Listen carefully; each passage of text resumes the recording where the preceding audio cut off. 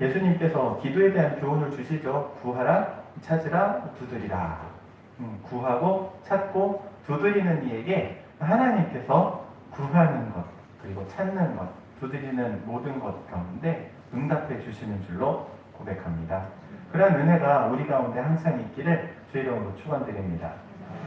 오늘 본문 말씀, 지난주에 우리가 함께 나눴던 이야기이기도 하지만 오늘 본문의 결론은 12절이라고 했죠. 그러므로로 시작하는 12절 말씀, 그러므로 무엇이든지 남을 대접받고자, 남에게 대접받고자 하는 대로 어떻게 하라고요? 대접하라. 여기 대접 말하는 게 아니에요. 접대, 서비스, 이렇게 말할 수 있겠죠. 자, 그런데 대접을 하는 건 대상에 따라서 다 다르다고 했습니다. 손님을 대접하는 거 다르고, 그리고 가족을 대접하는 거 다르죠. 특별히 오늘 성경 말씀에는 누구를 대접하라 라는 의미예요. 하나님을 아버지로 대접하느냐에 대한 이야기인 거예요. 하나님을 아버지로 대접하면 하나님께서는 우리를 어떻게? 자녀로서 대접해 주시는 거예요. 지금 그와 같은 말씀이 바로 이 12절 결론의 말씀인 것이죠. 그러면 도대체 대접하는 것, 하나님을 아버지로 하나님을 대접하는 것은 어떻게 해야 하는 것이 하나님을 대접하는 것인가? 첫 번째 뭐 한다고 했죠? 인정하는 거. 창조주신 하나님을 인정하는 거예요. 그리고 나는 피조물이라는 사실. 하나님께서 세상 모든 만물을 다 하나님의 손으로 직접 만드시고 말씀으로 지으시고 우리도 동일하게 하나님의 손에 의해 만들어진 피조물이라는 사실을 인정하는 거죠. 전능하신 하나님께서, 능치 못할 일이 없으신 하나님께서 창조주로 계시다는 사실을 인정하라는 거죠. 그리고 또한 무엇을 인정하는 것입니까? 예수 그리스도께서 우리의 구세주로 오셨다는 사실을 인정하는 거예요. 하나님의 독생자인 예수 그리스도를 우리 가운데 보내주셨고, 그분이 십자가를 지심으로 십자가에서 흘린 그 피가 우리의 모든 죄값을 다 용서한다는 그 사실을 인정하는 거예요. 예수 그리스도를 인정한다는 사실에는 이 의미가 포함되어 있는 것이죠. 그래서 예수 그리스도를 믿는, 그리고 예수 그리스도를 영접한다, 이 동일한 말이죠. 영접하는 자, 곧 그 이름을 믿는 자. 영접이라는 말과 믿는다는 말이 똑같은 말이에요. 예수님을 마음에 믿는 그것, 이게 바로 예수님을 인정하는 거예요. 그렇게 인정하는 자에게 하나님께서 어떤 은혜를 주셔요? 죄 용서함의 은혜도 주시고, 구원의 은혜도 주시고, 하나님의 자녀됨의 권세도 주시고, 이 땅에서의 삶뿐만 아니라 죽음 이후의 삶까지도 하나님 책임지신다. 그래서 영생을 얻는다. 할렐루야. 아멘. 영생을 어디 가서 아무 데서나 얻을 수 있는 것처럼 생각하면 안 돼요. 예수 그리스도께서 십자가를 지셨기 때문에 우리에게 영생의 문이 열렸다는 사실, 이것을 인정하는 거예요. 여기까지가 지난주 수요일에 우리 함께 나눴던 말씀이에요. 기억나시죠? 저는 제가 설교했는데도 기억이 잘 안 나. 그리고 두 번째, 하나님을 대접한다라는 말의 두 번째는요, 하나님을 하나님으로 대우하는 거예요. 대우하는 거. 요즘 사회적인 현상 가운데 하나가 교권이 무너졌다고 하죠. 교권. 선생님들에 대한 이야기이기도 하죠. 과거에는 선생님의 그림자도 박자는다고 했잖아요. 밟으면 안 된다 그랬어요. 근데 요즘은 선생님들에 대한 존경을 찾아보기가 쉽지 않아요. 오히려 많은 문제를 일으켜서 매스컴에 뉴스로 나오는 선생님들 때문에 오히려 선생님에 대한 이미지가 안 좋아지고 있기도 하죠. 참 안타까운 일이에요. 여러분의 중고등학교 시절은 어땠습니까? 저는 중학교 시절 가장 기억에 남는 거는요, 이게 기억에 남아요. 여러분은 그럴지 모르겠는데, 떠들다 맞고, 장난치다 맞고, 점수 성적 떨어졌다고 맞고, 반평균 깎아먹는다고 맞고, 그냥 보이다가, 그냥 지나가다, 그냥 이렇게 선생님들이 지휘본 같은 거 가지고 있다가 지나가는 데를 툭 건드리면 그냥 맞았어요. 그렇게 많이 맞았어. 그렇게 많이 맞았는데도 그때 생각하면 그렇게 기분 나쁘거나 그러지 않았던 것 같아요. 그냥 내가 잘못했으니까, 내가 실수했으니까 선생님이 바르게 가르치기 위해서 매를 든 것 뿐이고, 혹은 장난으로 친근함을 표시하기 위해서 툭툭 건들 때도 있으셨고, 그런데 요즘 그렇게 하면은 난리 나요. 왜 난리 나냐면요. 선생님이 매를 들면은 애들은 뭐를 들어요? 핸드폰을 들어요. 동영상을 찍어가지고 신고해요. 그럼 선생님 매를 들면 어떻게 돼요? 철컹철컹 하고 잡혀가요. 그래서 과거의 선생님과 오늘날의 선생님 너무나도 다르죠. 교권이 땅에 떨어졌다고 하는데 여러분 교권을 세우는 거는 누구일까요? 여기서 한번 생각 좀 해봐야 돼요. 교권을 세우는 거는 선생님들일까요? 아니면 학생들일까요? 교권을 세워드리는 건 학생들이에요. 학생들이 교권을 세워드려야 되는 거예요. 그래야 교권이 세워지는 거지 선생님들이 뭐 어떻게 한다고 교권이 세워지는 게 아니에요. 여러분 이거는요 가정에서도 똑같아요. 가정에다가 그대로 한번 대입을 해볼게요. 가정을 이끌어가는 건 누구라고 해요? 보통 가장이잖아요. 네, 가장 하면 여러분 가장의 역할로서 무엇을 떠올립니까? 가정의 어떤 대소사를 결정하는 그런 부분들을 떠올릴 거예요. 그런데 가장은 어떤 대소사를 결정하는 사람이 가장이 아니에요. 가장은 그 가정을 짊어지고 있는 사람이 가장인 거예요. 어깨에다가 가족을 짊어지고 있는 게 가장이에요. 무언가를 결정하는 사람이 가장이 아니고. 그래서 가장이 가장다울 때는 자녀들을 책임지고 그리고 남편을 책임지고 가는 사람. 그 사람이 진짜 가장인 거예요. 그러면 여러분 집에 가장 누구예요? 한번 봐봐요. 우리 집에 가장 누군지. 서로 얼굴을 봐봐. 네가 가장이야, 내가 가장이야.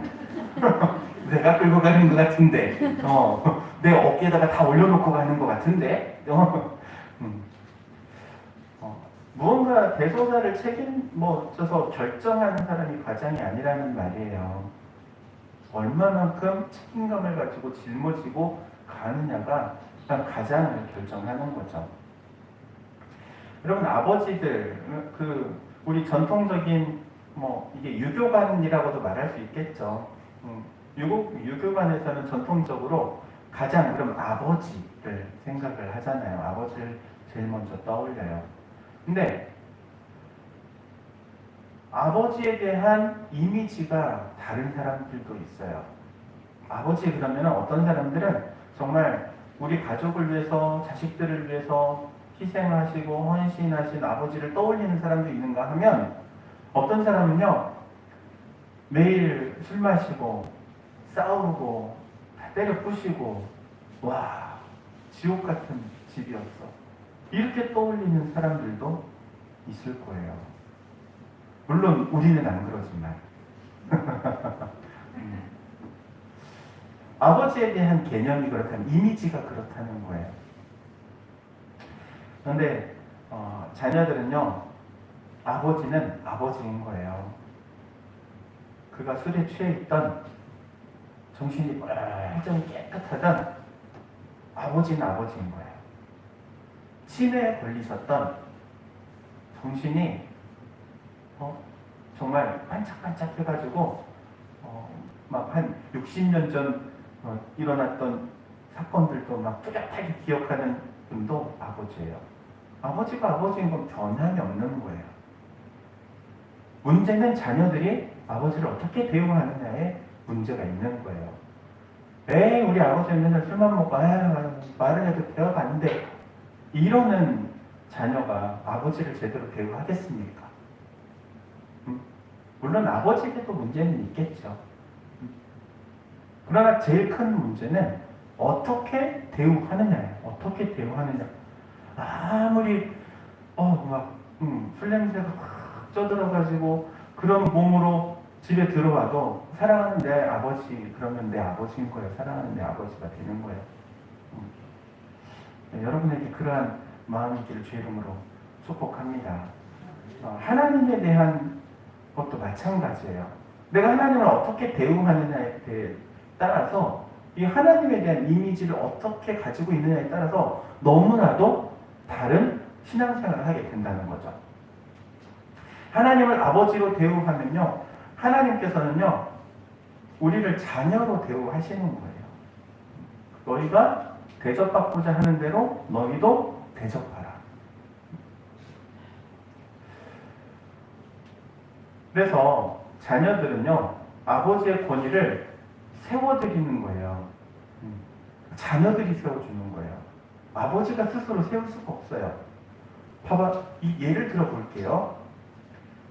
아버지가 딱 보니까는, 이제 우리가 좀, 이사를 좀 가야겠어. 식구들도 늘어나고 그래서 좀 큰 집으로 이사를 갈 거야. 그래가지고, 엄마하고 상의를 하고 나서 우리 이사합시다. 옆 앞에 있는 좀 더 큰 집으로 이사합시다. 그랬는데 자녀들이 그 이야기를 듣고 아니 안 돼요 안 돼. 이사하면 안 돼요. 반대를 하는 거야. 아버지가 이사하겠다고 엄마가 결정하면 그대로 따라가면 좋은데 반대하는 거야 반대. 우린 절대 못 가요. 우린 절대 못 가요. 이러면 아버지 권위가 세워져요 안 세워져요? 안 세워지는 거예요. 그래서 아버지의 권위는 누가 세워준다? 자녀들이 세워준다예요. 하나님의 권위도 누가 세워준다? 하나님의 자녀들이 세워준다예요. 코람데오라는 말이 있어요. 코람데오라는 말, 이 의미는 하나님 앞에서예요. 하나님 앞에서. 그러니까는 어떤 삶을 살아야 하느냐? 항상 하나님께서 보신다라는 생각을 가지고 인식하고 살아가는 삶을 살아가야 하는 것이 우리 그리스도인이라는 거예요. 지금 내가 이거 하고 있는 것을 하나님께서 보신다. 그러면은 인생을 함부로 살지 않겠죠. 그렇지 않겠습니까? 응? 신학교 있을 때 이야기예요. 참 창피한 이야기이기도 한데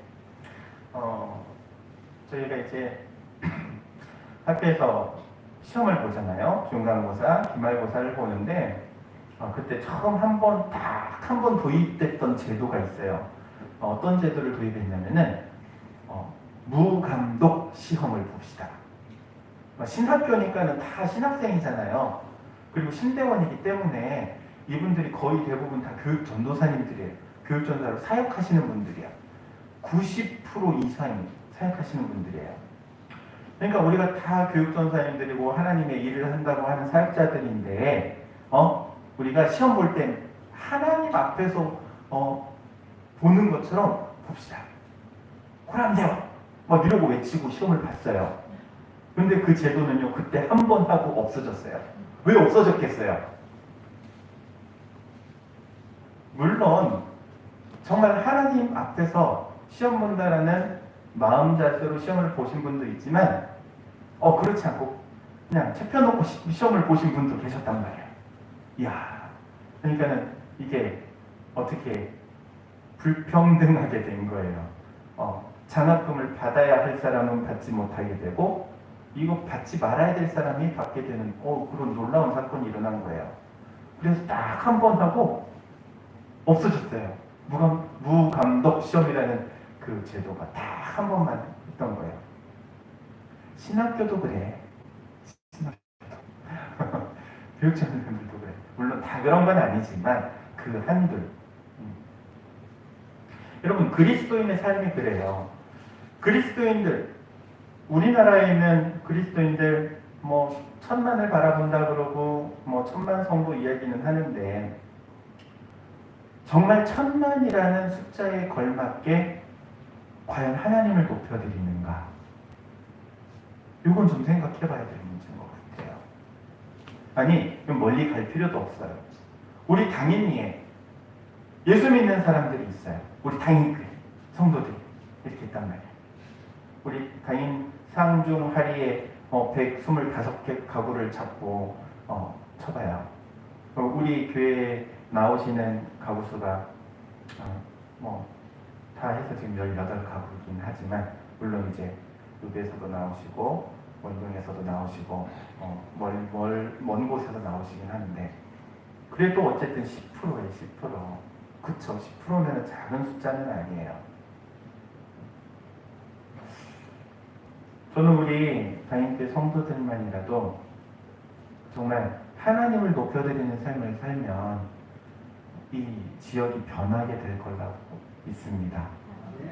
먼저 믿는 성도들의 삶을 보지 우리의 말하는 걸 듣는 게 아니거든요. 믿지 않는 사람들은 우리가 말하는 거에는 관심 없어요. 우리가 어떻게 살아가느냐를 관심 있게 지켜보지. 여러분, 그렇기 때문에 우리가 항상 기억해야 할 거는, 내가 어디에 있든지 내가 그 자리에서, 있는 자리에서 하나님을 높여드리는 삶을 살아야 한다는 사실. 그리고 그런 삶을 살아갈 때 하나님께서 우리에게 큰 은혜 주시는 줄로 믿습니다. 하나님을 대접하는 것, 세 번째는요, 순종하는 거예요. 순종하는 것. 순종은 너무나도 어렵죠. 순종하는 게 쉽지는 않은 일이에요. 아브라함에게 하나님께서 그 아들 이삭을 번제로 드리라 그러죠. 아브라함 참 대단해요. 그렇죠. 100세가 넘은 나이에 하나밖에 없는 그 외아들 이삭을 데리고 하나님의 말씀에 그냥 순종해서 왜냐고도 물어보지도 않아요. 핑계대지도 않고요. 다음 날이 밝기가 무섭게 아들을 데리고 가요.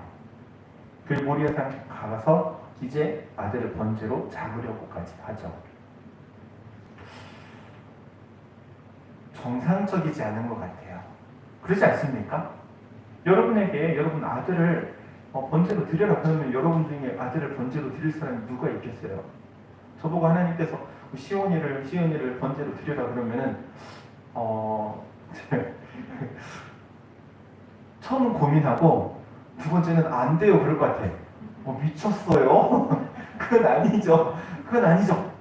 네? 하나님, 그건 아니죠. 사람이 양심이 있어요. 하나님 신심이 있으시겠지. 그건 아니죠. 어떻게 사람을 제물로 드리라고 합니까? 인신공양 하나님 하지 말라고 했잖아요 말씀에. 막 이러면서 하나님하고 싸울 것 같아.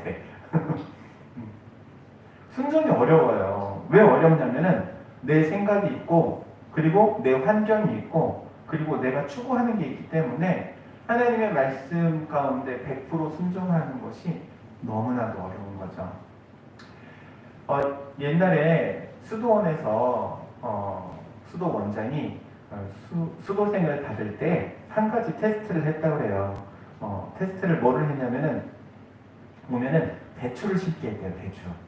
배추를 심게 하는데 어떻게 심게 하냐면은 이제 지망생이 있다 보니까는 두 사람이 왔어요. 그래서 두 사람을 불러다가 배추를 하나씩 주면서 이렇게 얘기했다고 해요. 배추를 뿌리를 하늘로 가게 하고 이파리를 땅으로 가게 해서 심으시오.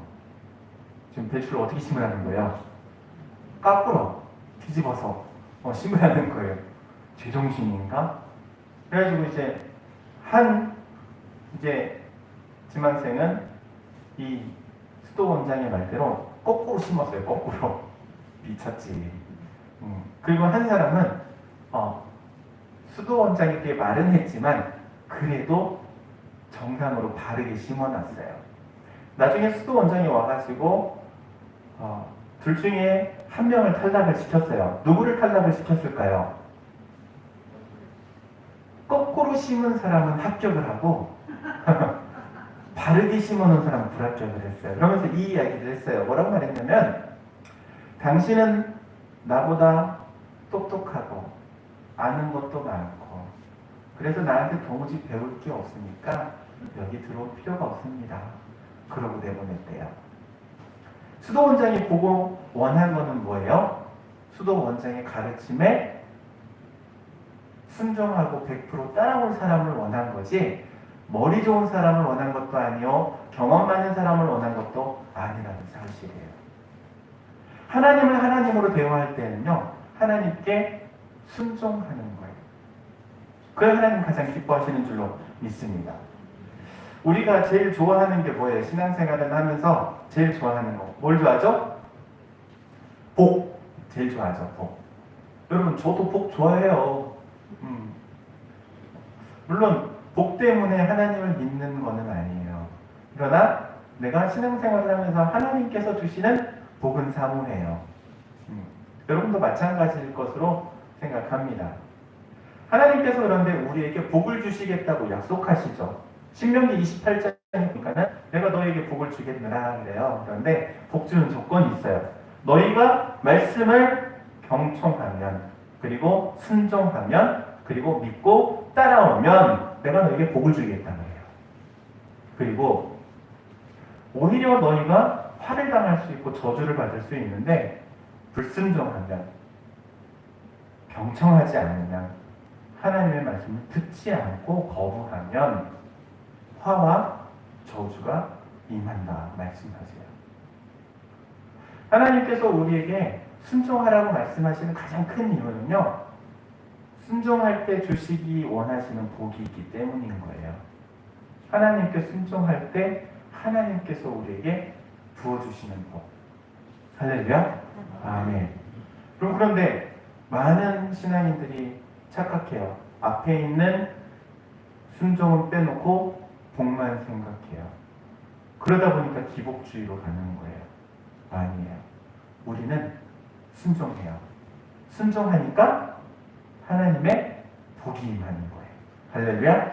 아멘. 하나님께서 말씀하십니다. 누구든지 너희가 대접받고자 하는 대로 대접하라. 하나님께 받고 싶은 대로 하나님을 대접하라. 하나님의 자녀입니까? 하나님을 아버지로 대접하세요. 하나님의 전능하심이 필요하십니까? 전능하신 하나님을 인정하고 대접하세요. 전능하신 하나님을. 하나님께서 반드시 우리 가운데 놀라운 은혜를 덧입혀 주실 줄로 믿습니다. 기도하도록 하겠습니다. 사랑과 내가 충만하신 하나님, 은혜에 감사를 드립니다. 우리가 신앙생활을 하면서 항상 하나님을 잊지 않게 하시고 놓치지 않게 하옵소서. 무엇보다도 하나님을 인정하는 삶을 살아가게 하시고 또 순종하는 삶을 살아가게 하옵소서. 예수님의 이름으로 기도하옵나이다. 아멘.